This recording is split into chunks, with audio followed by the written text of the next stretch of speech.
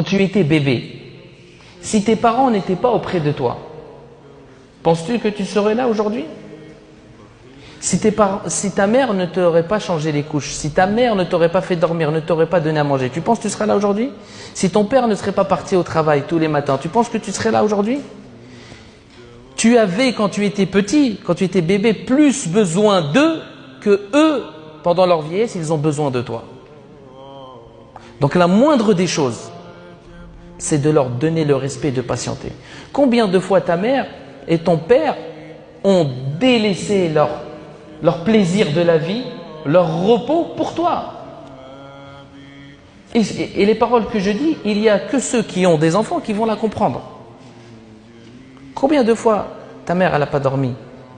Quand ta mère elle t'allaite, ou quand les premiers jours où elle t'a donné à manger tous les 2 heures, quelle nuit elle passe, quel sommeil elle voit, en sachant que juste avant elle était en pleine grossesse, où elle avait du mal à dormir, elle avait du mal à manger. Elle mange, elle vomit, elle ne peut pas manger, son estomac se rétrécit. Dès qu'elle mange, elle a des remontées d'estomac. Encore une fois, il n'y a que ceux qui ont vécu ça qui vont le comprendre. Combien de fois ton père ne voulait pas aller travailler parce qu'il était fatigué ou malade, mais il était obligé d'y aller pour te nourrir? Combien de fois ton père a dû se déplacer pour aller acheter ce que tu as besoin alors qu'il était fatigué? Parce que tu avais besoin d'habits, tu avais besoin de couches, tu avais besoin de lait. Alors que lui, il peut se contenter, il peut ne pas boire de lait. Ta mère elle peut ne pas boire de lait aujourd'hui.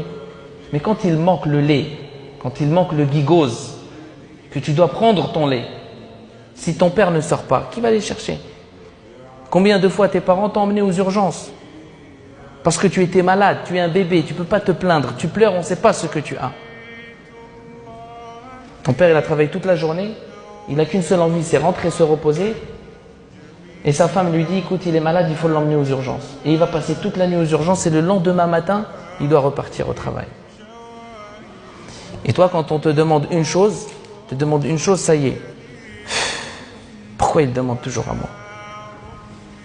Vous savez, avec ce ouf, tu peux engendrer la colère d'Allah Azza wa Jal toute ta vie.